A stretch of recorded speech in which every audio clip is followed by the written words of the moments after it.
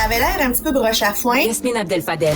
On peut pas être un chef à temps partiel. Moi, ce qui me dépasse, c'est que le dossier, là, il est pas nouveau depuis une semaine. Marc-André Leclerc. Il n'a pas de règles. Et ça, quand il n'y a pas de règles... La rencontre. Il va falloir s'accrocher à quelque chose qui est ancré dans la réalité des Québécois. Non, mais elle l'a dit, c'est irréprochable. Hein? Sa gestion est irréprochable. Il faudrait qu'il sourie, qu'il a l'air plus enjoué. Ah, mais Yasmine, attends, là, on a la moitié du bouclier, là. C'est exactement ça. La rencontre. Abdel-Fadel, Leclerc. Ça a eu un peu l'effet d'une douche froide, j'ai l'impression, pour plusieurs parents qui s'accrochaient à l'espoir d'un retour en classe pour leur enfant en début de semaine. Le lundi 18 décembre, cette sortie musclée de la FAE qui a planté au passage le premier ministre, qualifiant d'irréaliste, de jovialiste, l'éventuel retour en classe que le premier ministre avait laissé miroiter dans une déclaration un peu plus tôt cette semaine. Yasmine, Marc-André, bonjour à vous deux. Bonjour. Est-ce qu'on y croit encore à ce retour en classe là, d'ici les fêtes ou, au contraire, il faut tout mettre en œuvre pour essayer de sauver le retour en janvier? Yasmine. Ah, on est rendu en janvier, là. Pour moi, ce mauvais spectacle-là, il démontre que ni d'une part ni de l'autre, on prend l'exercice au sérieux, qu'on a complètement oublié les enfants, qu'on est rendu dans une chicane de récréation entre les syndicats et le premier ministre. Le premier ministre, d'ailleurs, là, il devrait arrêter de sortir. Là, il y a une présidente du Conseil du Trésor responsable des négociations. C'est elle qui devrait faire les déclarations.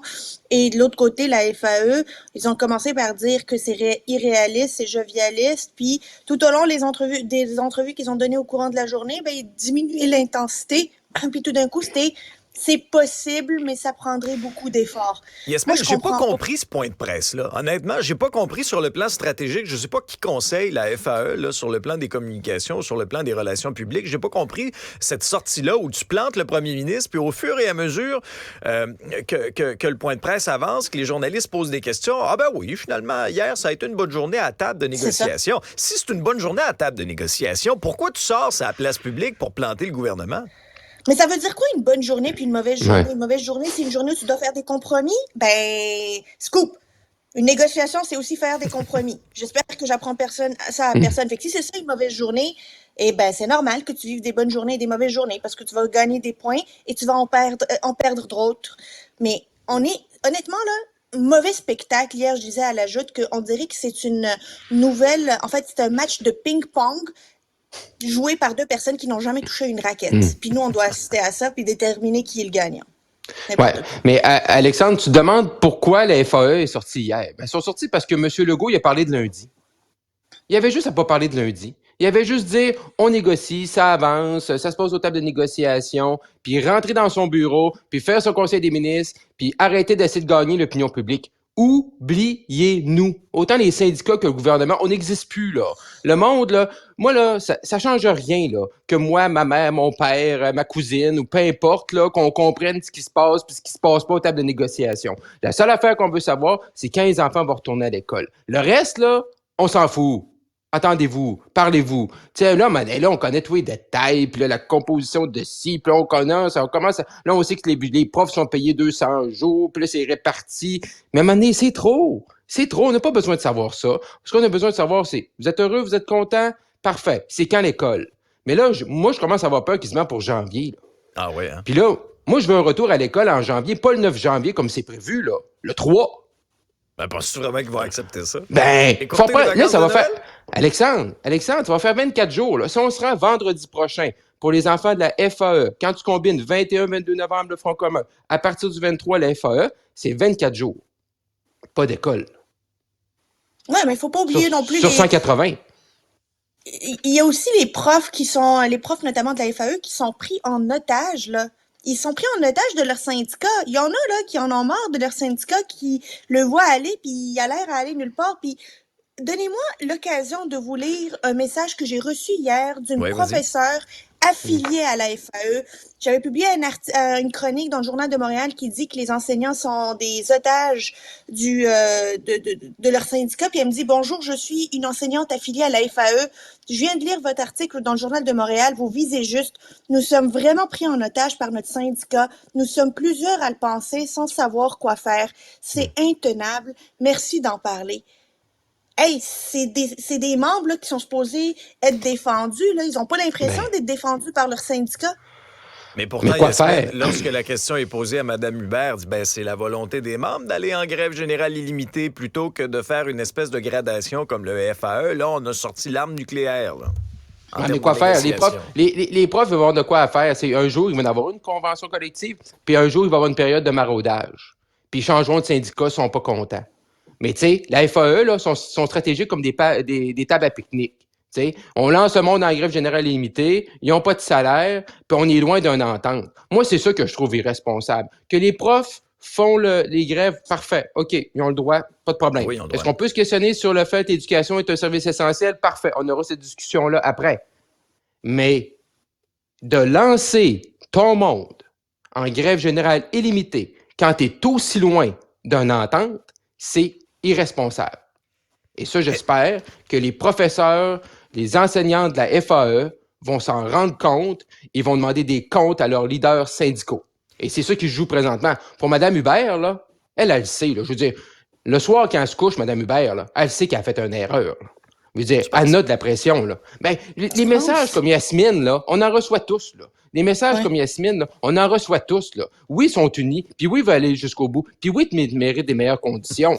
Mais Mané, quand tu vas à la guerre, là, tu vas pas avec un tire-poids. Là. On reçoit les deux genres de messages aussi, à l'inverse, qui nous disent, vous êtes contre Oui, les il y en a qui syndicats? sont full Bon, dedans, mais c'est correct aussi. Là. Est-ce qu'il n'y a pas un risque aussi, dans votre esprit, d'une espèce de dépendance au sentier? Là? C'est-à-dire que, là, écoutez, ça fait 17 jours qu'on est en grève générale illimitée. On a perdu des milliers de dollars. On n'a pas fait tout ça pour rien. Fait qu'on n'a pas le choix de continuer. Est-ce que dans votre esprit, il n'y a pas ce risque-là aussi? Ben oui, mais ils les ont tellement craqués, ils ont tellement dit que, fait croire que, écoute, le gouvernement a un genou à terre, là, on va être capable de tout aller chercher, puis on n'en fera pas de concessions, puis on n'en donnera pas de compromis, puis on n'aura pas de flexibilité.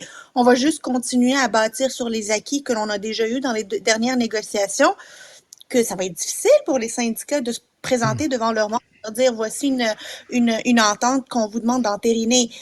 Et ils sont encore plus stressés de le faire après avoir vu les policiers se faire virer de bord par leurs membres avec 21% d'augmentation. Fait que ça crée une pression. Fait que là, c'est on va aller jusqu'au bout. Jusqu'au bout, on va aller chercher tout ce qu'on veut. On est en grève, on n'a pas fait cette grève pour n'importe quoi, puis il faut absolument qu'on ait quelque chose de gros à présenter aux membres pour ne pas perdre la face. Qui perd là-dedans? Tout le monde. Cette attitude-là, tout le monde perd. Puis l'autre problème, Alexandre, c'est que là, tout le monde dit « Ah, la CAQ, là, sont bas dans les sondages, fait que là, ils vont régler vite, puis il faut qu'ils règlent. » Ouais, mais c'est ça le problème. Là, ils sont tellement rendus bas, ils savent tellement que plus personne les aime, que là, ça leur dérange plus non plus, là. Eux autres aussi, ils vont aller jusqu'au bout, parce que là, ben regarde, ils nous aiment pas, mais au moins, on va aller chercher, nous autres aussi, ce qu'on veut pour montrer que le réseau d'éducation va s'améliorer. Fait que là, on est là-dedans. Fait que là, on a deux partis qui vont jusqu'au bout. Puis là, on pensait, hey, la CAQ, ça va mal des sondages. Puis là, le gars a perdu 16 points un an. Puis là, mon Dieu, tu sais, il va régler vite. Ben là, je pense que ça a l'effet inverse présentement. Oui. Alors, on verra bien. Les prochaines heures, bien sûr, sont cruciales si on veut en arriver à un éventuel retour avant les fêtes. Puis j'espère que ce ne sera pas pour regarder des films de Noël, là, Yasmine. Là, lâchez moins que ça. Là. On va faire un peu de révision, j'espère, si on revient en classe. Hey, on va ils font faire juste 2 ça, jours de écouter des révision films. avant. Ben c'est ça, mais on va faire 2 jours de révision pour que tu retournes en vacances 2 semaines de temps. On est le De toute façon, Alexandre, les enfants qui sont en grève depuis le 21, là, ils ont tous vu les films de Noël. Là. Fait que là, Pas besoin de les oubliez revoir. ça. Non, c'est Aïe, ça. aïe, aïe, c'est terrible. Enseignement supérieur, il y a de nouvelles exigences de francisation, finalement, au Québec. La ministre de l'Enseignement supérieur, Pascale Derry, là, qui a levé le voile là, sur, d'un, les frais de scolarité pour les universités anglophones. Ce sera 12 000. Concordia, McGill déchirent leur chemise sur la place publique. Bishop est exempté. Et il y aura, quand je disais de nouvelles exigences de francisation au Québec, 80% des étudiants étrangers qui fréquentent l'université anglophone devront au moins être en mesure de réserver, en tout cas, une chambre d'hôtel au téléphone en français selon les exigences. Là, c'est catégorisé. Est-ce que, Marc-André, le projet et les changements qui ont été apportés, est-ce que ça fait du sens selon toi? Ou est-ce que les universités anglophones de Montréal ont raison là, de déchirer leur chemise sur la place publique? Ben, McGill, Concordia seront jamais contents. Là, les dirigeants seront jamais contents. Mais je trouve que ça a du sens là, de demander quand même que 80% le français soit là. Je veux dire, un gars comme moi, là, qui est né à Robertval, là, quand j'ai voulu avoir un bac à l'Université Laval, là, ça me prenait un minimum d'anglais. Là. il y a un certain niveau, là. Je me rappelle pas exactement c'est quoi si t'es capable de commander une pizza ou une chambre d'hôtel, là. Mais, je veux dire, ça prend un certain niveau d'anglais. Bon, Ouais. c'est sûr que l'anglais, on l'a au primaire, on l'a au secondaire. Fait que normalement, c'est. Ouais. Ça Tu devrais avoir une base. C'est C'est ça. Si t'es capable de réserver une chambre d'hôtel en anglais, Bon. t'es niveau Mais 6. tu sais, là, il demande niveau 5, 80%. Puis, tu sais, McGill, Concordia ont aussi des étudiants déjà là, qui viennent de la francophonie. Donc, je pense que c'est une bonne chose de leur demander ça. Je pense que c'est normal qu'au Québec, si tu viens étudier, peu importe une université francophone ou anglophone, qu'il y ait un minimum de français. Là. Moi, en théorie, je pense que c'est un très bon compromis. Dire que on va, en fait, on va reculer sur les droits de scolarité parce que ça n'avait aucun bon sens de les monter à 17 000 du jour au lendemain, là. De faire que c'est 12 000, mais en même temps, il y a une exigence sur le niveau linguistique. Aucun problème avec ça. C'est bien. Ça atteint des objectifs. Comment on va déterminer 80%? Qui va être obligé de suivre des cours de français puis qui va ne pas être obligé de les suivre? Comment on va faire ce calcul-là? Et surtout, c'est quoi les conséquences si on n'atteint pas le 80%? Les universités vont vivre quoi comme conséquences là, si elles sont à, je sais pas, 75, 70, 60? Est-ce qu'il va y avoir des conséquences financières? Est-ce qu'on va leur monter juste à eux leur droit de scolarité? C'est ça le problème, c'est que quand tu n'as pas de dents pour une mesure que tu mets sur la table, c'est pas souvent efficace. Puis les universités disent que c'est pas réaliste, le 80%, c'est pas faisable. C'est inatteignable. Ça va prendre une C'est session de plus. inatteignable. Ben ça veut dire que ça marchera pas. Mais si ça marche pas, c'est quoi l'option? C'est quoi l'option B que le gouvernement a prévue? Parce que là, j'ai l'impression qu'encore une fois, on est plus intéressé par le titre que par le fond. Ouais, Et mais qu'on va dire qu'on l'a imposé. Mais comment on va la faire pratiquer? Moi, je veux que ça fonctionne. Je veux que pas juste 80%, 100% soient obligés d'avoir des cours de français. Tu sais, des cours optionnels. Quand tu arrives au Québec, les cours optionnels devraient être des cours de français. Point barre, il n'y en a pas de discussion là-dessus. Ben, qu'ils le disent, que ça devrait être 100%, puis que ça soit imposé à tout le monde. Créez pas ces zones de gris dans lesquelles les universités vont jouer, dont d'autres vont jouer, puis qu'ils atteignent l'objectif. Mais les universités au départ, comme m'expliquait hier, c'est les universités au départ voulaient, eux, mettre le niveau 6. Ouais. Puis là, 40%. dans le sens que là, c'est ça. Mais là, niveau 6, là, ça aurait été vraiment plus complexe, plus difficile à atteindre. Puis moi aussi, si je me dis, OK, 100%, on me disait hier, ouais, mais tu sais, Marc-André, 100%, un étudiant étranger, là, mettons du Japon, là, qui a jamais, il sait pas c'est quoi le français, là. Tu sais, comment tu peux le faire cheminer vers un niveau acceptable? Mais peut-être qu'on devrait donner des.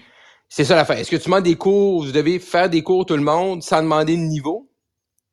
Parce que c'est sûr, là, quelqu'un qui vient du Japon, là, ça se peut que quand il arrive, là, si tu mets des cours de français avant qu'il atteigne le niveau 5, ça peut être très long. Là. Il va falloir mais faire 2-3 s'il fait un bacs bac, aussi. il a là. 3 ans. Il se retrouvera pas dans une T'sais, chambre d'hôtel. Ça Ouais, va être mais un il faut 3 ans, il fera pas ça à temps plein. Là. S'il vient un bac en biochimie, il fera pas ça à temps plein non plus à apprendre le français. Non, je sais, mais c'est pas Mary Simon non plus, là, tu sais, il est capable de, s'il habite à Montréal, puis il pratique. Ouais, t'as des doutes sur Mary Simon. Toi, tu penses qu'elle met pas l'effort. Je sais pas c'est quoi le niveau de show de Bruxelles, puis Neva. Pas sûr qu'elle peut nomme- commander, je suis pas sûr qu'elle Pas peut sûr réserver qu'elle- une chambre d'hôtel. Pas sûr qu'elle peut dire bonjour en français. C'est ça. Ça, c'est-tu niveau 1, ça, Alexandre? Ça? Ça, oui, mais là, c'est ça, là, mes niveaux, là, c'est ça. Ben alors, c'est ça. Niveau 5, t'as raison. Niveau 5, c'est de se réserver une chambre d'hôtel. Niveau 6, ça doit être le service aux chambres, je présume. Je sais pas. En tout cas, Mon Dieu. c'est pas clair. J'ai bien hâte de voir la suite Hey, des mais choses. juste pour vous dire, Mary Oui. Simon a coûté 28 000 pour apprendre le français. Ça, là, c'est plus que le 12 000 que paiera un Canadien hors C'est- Québec pour venir étudier à McGill. C'est vrai, avec des résultats. Ouais, mais elle Timide. représente le roi. Elle Mitigé. représente le roi. Mais elle représente le roi. C'est Le roi correct. ne peut pas faire d'erreur. Bon, parlant Non. qu'on est dans les affaires fédérales, là, c'est la fin de la session à Ottawa. Là, il y a toute une polémique entourant Greg Fergus, mais c'est pas tout, là, aussi. On s'entend pour une nouvelle date entre les libéraux et le NPD pour présenter un projet de loi sur l'assurance médicaments. Quelle est ton interprétation et un peu ton bilan de session, Marc-André? Ben, le NPD, ils ont encore flanché. Là. Je veux dire, eux autres, on va se tenir devant Trudeau, là, puis là, hein, ça nous prend ça avant la fin de l'année, notre assurance médicaments. Ah, 1er mars, c'est quoi? Hein? Puis après ça, le 1er mars, ça sera le 2 juin. Puis après ça, le 6 juillet. Puis après ça, le 14 de août. Aussi. Ben oui, les dames. Puis non, ben, ça nous dit que ce gouvernement-là, ce Parlement-là, il est pas prêt d'être défait. Là. Je veux dire, à part les conservateurs, même le Bloc, ils veulent pas trop aller en élection, ils veulent être les grands responsables, les grands sages. Là. Et François Blanchette s'est fait quand même demander cette semaine c'est entre M. Trudeau puis M. Poilievre. Puis là, il dit, vous n'allez pas me demander de choisir entre un serpent à sonnette ou une tarentule. Fait que, en tout cas, on est rendu là. Fait que je pense que c'est le temps qu'on prenne, tu sais, time out, là, tu sais, qu'on prenne un petit congé aujourd'hui. Ouais, je pense que c'est le temps des vacances, mais des élections 2024, à moins que ce soit M. Trudeau qui va en embellir puis c'est lui qui se lance en élection, mais les autres, là, ils n'ont pas. Ils remontent dans les sondages, là, Marc-André. Ouais, mais là, ils remontent. T'as pas Alexandre, on va arrêter de s'exciter le matin. Hey, Il remonte, j'ai vu un sondage.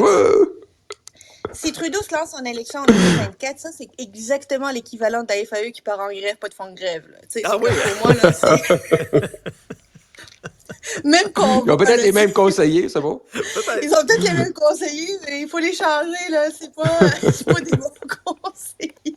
Mais au moins, Justin Trudeau finit l'année sur une bonne note pour lui, dans le sens où il règle ses problèmes avec le NPD, il augmente un petit peu dans les sondages, il a annoncé son assurance dentaire qui va pas plaire aux financiers, il va pas plaire aux partis d'opposition à part le NPD, mais qui va plaire au peuple, là, puis le Canadien moyen. Finit sur une note qui est meilleure que celle avec laquelle il a commencé la session parlementaire. C'est déjà un miracle pour Justin Trudeau, disons-le franchement. C'est un miracle aussi que la question du cessez-le-feu, imaginez, il l'a fait avant-hier, hier, personne n'en a parlé, et les conservateurs l'ont même pas attaqué là-dessus. Les conservateurs se sont même pas prononcés sur est-ce que le Canada devrait réclamer un cessez-le-feu ou pas. Ça, pour Justin Trudeau, c'est un gain stratégique. Parce que ça prenait un risque, c'est un risque, la question du cessez-le-feu, puis elle est déjà tassée. Fait qu'il finit l'année quand même mieux qu'il l'a commencé. Mais ce qui va être intéressant, début 2024, il n'y aura pas d'élection générale, mais il va y avoir 2 élections partielles. Durham, l'ancien comté de O'Toole, Toronto-St. Paul, le comté actuellement de Karen Bennett qui annonçait sa démission. Un comté libéral, un comté conservateur, grande région de Toronto, place super stratégique pour tout le monde. Si les libéraux perdent Toronto-St. Paul, tu sais, oui, les sondages, puis oui, la pression, puis là, quand tu perds par 10 points, par 15 points, par 20 points, mais quand c'est une partielle, on a vu Jean Talon, et que là, tu vois, mettons que ton parti perd 15 points ou se maintient, l'impact que ça a sur l'équipe, fait que ça aussi, ça va être à surveiller, là, probablement en février, là, les votes, là. Marc-André, Yasmine, merci pour la discussion. Bye bye. Merci.